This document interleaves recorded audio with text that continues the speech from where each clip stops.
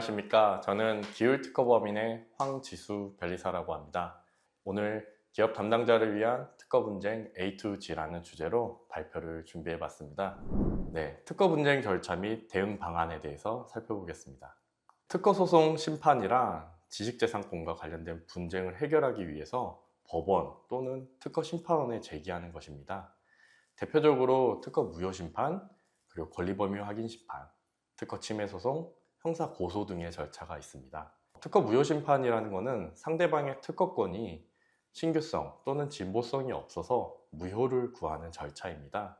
권리범위 확인 심판은 특정 제품이 특허권의 보호 범위에 속하는지 여부를 살펴보는 심판이고요. 또 상대방이 특허권자의 IP를 무단으로 사용하거나 또는 고의로 침해하는 경우에는 특허 침해 소송이나 형사 고소 절차를 이용해 볼 수 있습니다. 네, 더 깊게 한번 살펴보기 위해서 이 개통도를 준비해 봤습니다. 우리가 법원에 바로 신청할 수 있는 침해 금지 청구나 손해배상 청구 등의 민사 절차가 있고요. 또 특허권과 밀접하게 관련 있는 절차, 예컨대 무효심판이나 권리범위 확인심판 같은 경우에는 지방법원이 아니라 특허심판원을 거치도록 법에 규정되어 있습니다. 형사소송에는 형사 절차를 가게 되면은 경찰의 수사와 검찰의 기소가 필요하기 때문에 경찰서에 고소장을 접수하는 것으로 절차를 시작해 볼 수 있습니다. 또 수출입품에 대해서는 별도의 무역구제 신청 절차도 있는데요. 이거는 한국무역위원회에 신청할 수 있습니다. 네, 보시다시피 특허심판원, 검찰청, 무역위원회는 행정부에 속해 있는 기관들입니다. 그래서 이 기관들이 1차적으로 처분이나 기소한 것에 대해서 다툼이 있을 때는 법원에서 판결을 받아볼 수가 있습니다. 그러면 모든 것을 법원에서 하지 않고 왜 이런 특허심판원이나 무역위원회 같은 행정기관을 두었냐?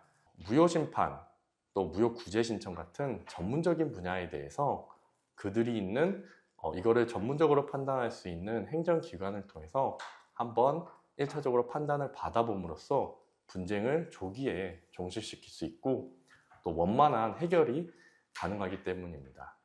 네, 이 장표는 오늘 발표에서 가장 중요한 장표인데요. 특허 분쟁 시 당사자별로 대응 방법을 쭉 나열해 보았습니다.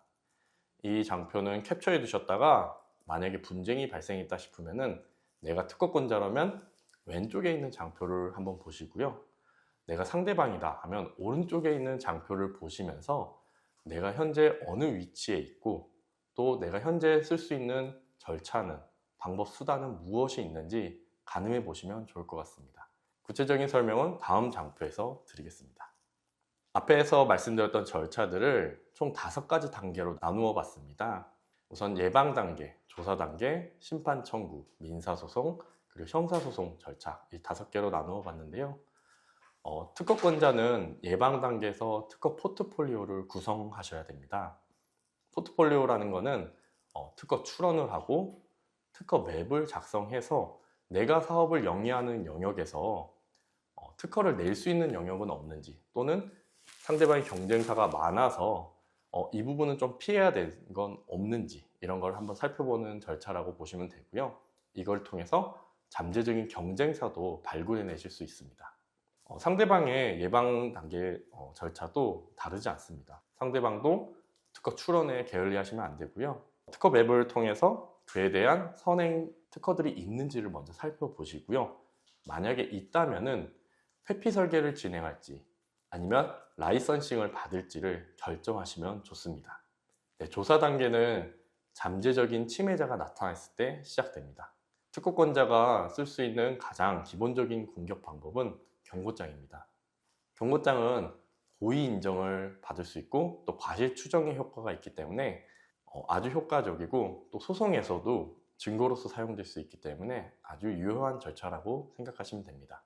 또 경고장을 잘만 활용한다면 상대방을 협상 테이블로 이끌어낼 수 있기 때문에 분쟁을 조기에 종식할 수 있다는 효과도 있습니다.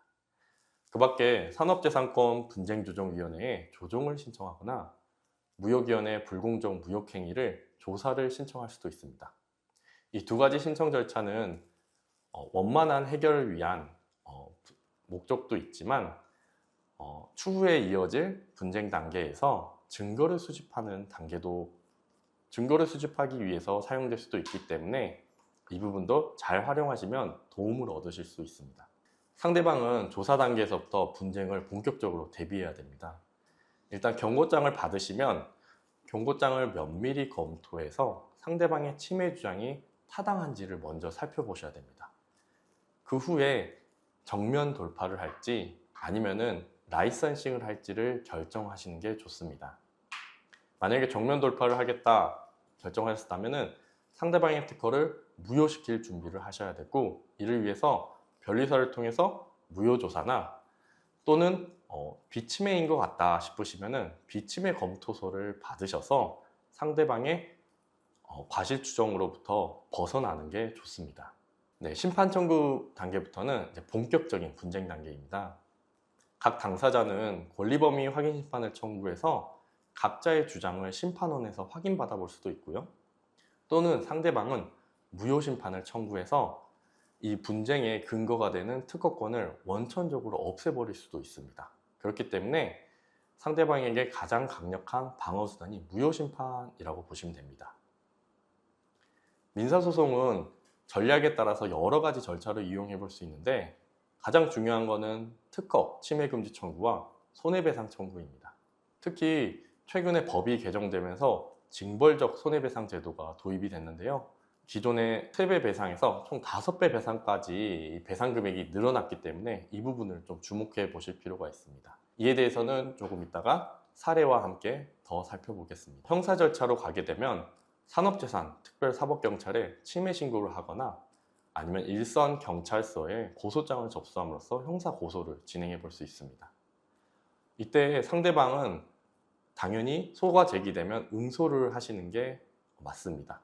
만약에 소에 대응을 하지 않으면 특허권자의 주장이 모두 받아들여지기 때문에 상대방으로서는 침해를 한 걸로 인정되기 쉽습니다. 그렇기 때문에 소에 응소를 하셔서 적극적으로 반박을 하시고 그 과정에서 다양한 항변을 해보실 수 있습니다.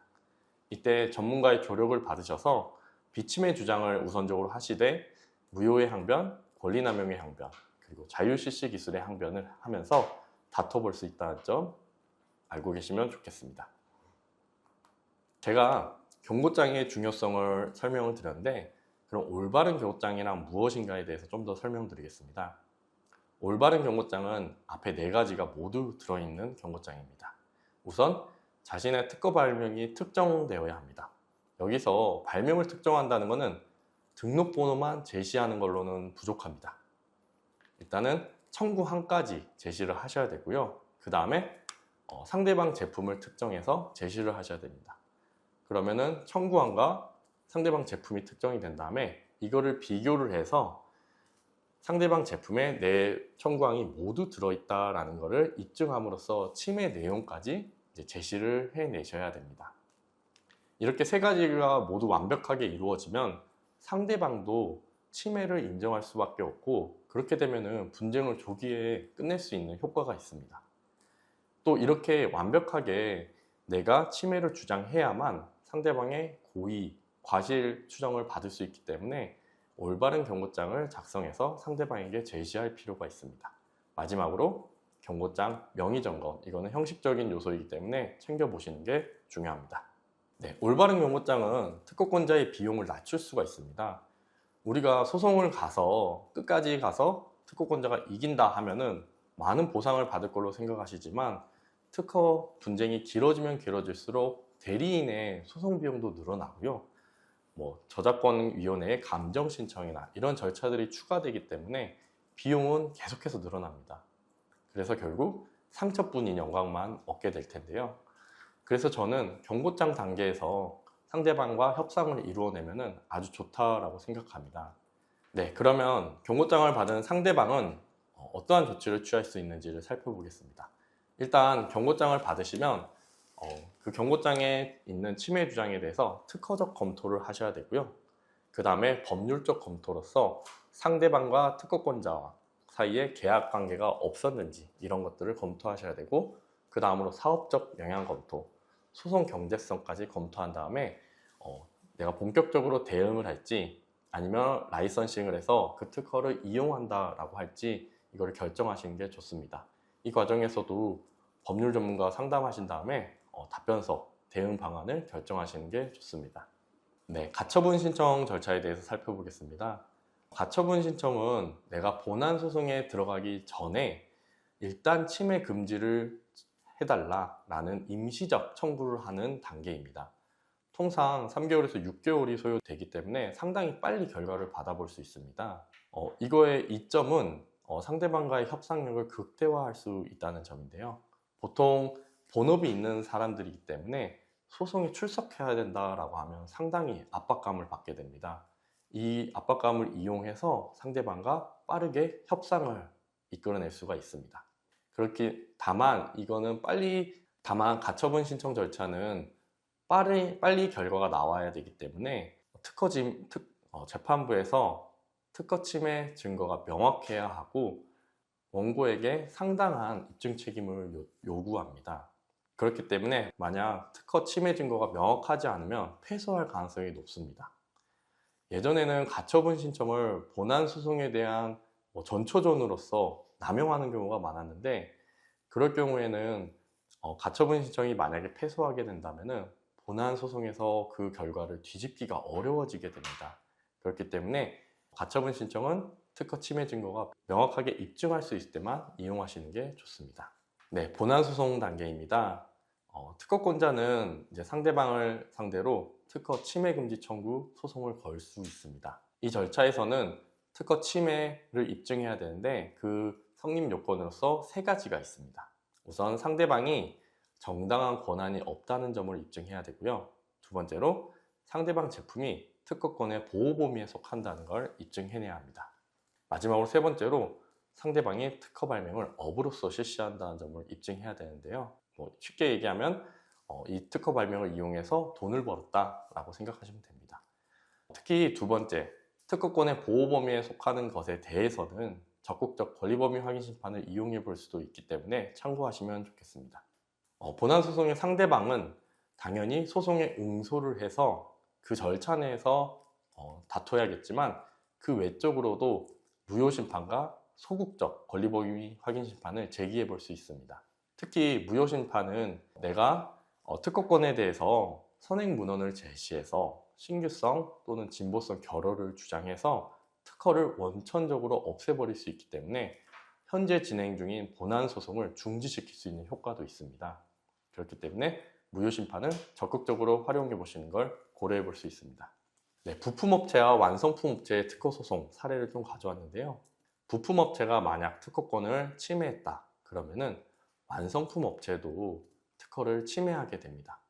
그래서 예를 들어 2차전지 기술을 가진 특허권자다 하면 2차전지 제작사를 대상으로도 특허소송을 제기할 수 있고요. 또 이거를 이용해서 전기차를 만드는 완성품 업체에도 특허소송을 제기할 수 있습니다. 그렇다 보니까 완성품 업체에서는 부품 업체가 특허권을 가지고 있을 것을 요청하는 경우가 많습니다. 이것이 우리나라 배터리 3사가 현재 특허 출원에 집중하는 이유이기도 합니다.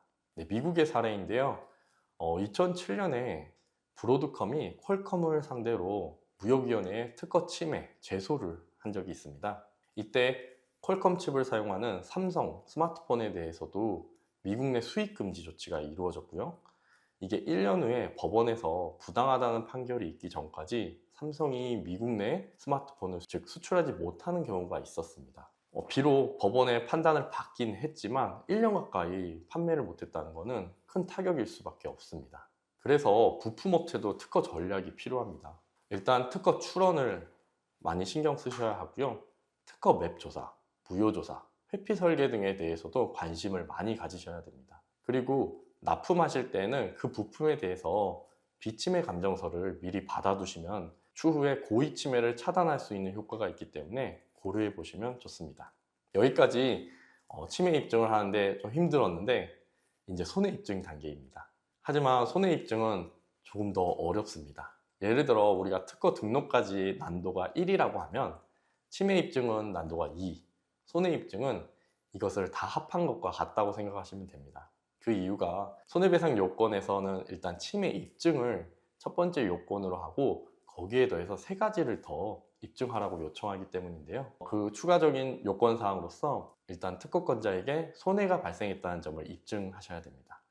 그리고 두 번째로 침해와 손해 사이에 인과관계가 있다는 점을 입증해야 하고요. 그 다음으로 침해자의 고의, 과실이 있다는 점을 입증해야 합니다. 여차저차해서 손해 입증을 해냈다 하면 드디어 손해배상액 산정 단계로 넘어가게 됩니다. 우리 법에서는 크게 4가지의 손해배상액 산정 방법이 있습니다. 특허법 128조 2항에서 침해자의 판매 수량에 특허권자의 단위 이익액을 곱하는 방법이 기본으로 있습니다. 예를 들어 침해자가 100개를 판매했다. 근데 특허권자가 한 개를 팔 때마다 만 원이 남는다 하면은 총 100만 원이겠죠. 그 100만 원이 특허권자의 손해배상액으로 인정이 될 수 있습니다. 그런데 판매 수량을 입증하지 못하겠다 하면은 사항에서 침해자가 얻은 이익액을 특허권자의 손해로 추정할 수가 있습니다. 이것도 어렵다 하면 적어도 특허권을 실시해서 얻을 수 있는 실시료 상당액은 특허권자의 손해배상액 최하한선으로서 인정받을 수가 있습니다. 그런데 재판을 진행하다 보면은 이러한 과정들이 입증하는 게 쉽지 않은 경우가 많습니다. 그래서 7항에서는 법원이 상당한 손해액을 인정할 수 있다는 규정도 갖추고 있습니다. 8항은 앞서 말씀드렸던 징벌적 손해배상 규정입니다. 최근에 특허법, 상표법, 디자인법 등 산업재산권법 모든 법이 개정이 되면서 고의침해에 대해서는 5배 배상, 즉 5배까지 손해액을 증액할 수 있다는 규정이 추가되었습니다. 네, 이거는 징벌적 손해배상을 인정한 판결들인데요. 번호를 보시면 24년 9월 그리고 24년 10월에 즉 비교적 최근에 선고된 판결들입니다. 첫 번째 판결은 상표 고의침해에 대해서 무효라는 판결이 확정된 후에도 침해 행위를 지속한 피고에게 고의성을 인정해서 손해액 1억에 2배를 증액해서 손해배상액 2억이 인정된 사례고요. 밑에 사례는 특허 고의침해에 대해서 특허 적용된 제품임을 알면서도 우월한 지위를 이용해서 무단 침해한 상대방에 대해서 마찬가지로 2배 증액해서 1억 7천만 원 정도가 인정된 사례입니다. 네, 여기까지 오늘 특허 소송 심판 절차에 대해서 살펴봤는데요. 이 절차들을 잘 이용하고 숙지하셔서 내가 분쟁이 발생했을 때 어떠한 절차로 대응할지 많은 도움이 되셨으면 좋겠습니다. 네, 이렇게 오늘 특허 소송 심판 절차에 대해서 알아보았습니다. 이 밖에 궁금하신 점이 있으시면 중소기업 경영연구소에 질문을 주시면 답변을 해드리도록 하겠습니다. 감사합니다.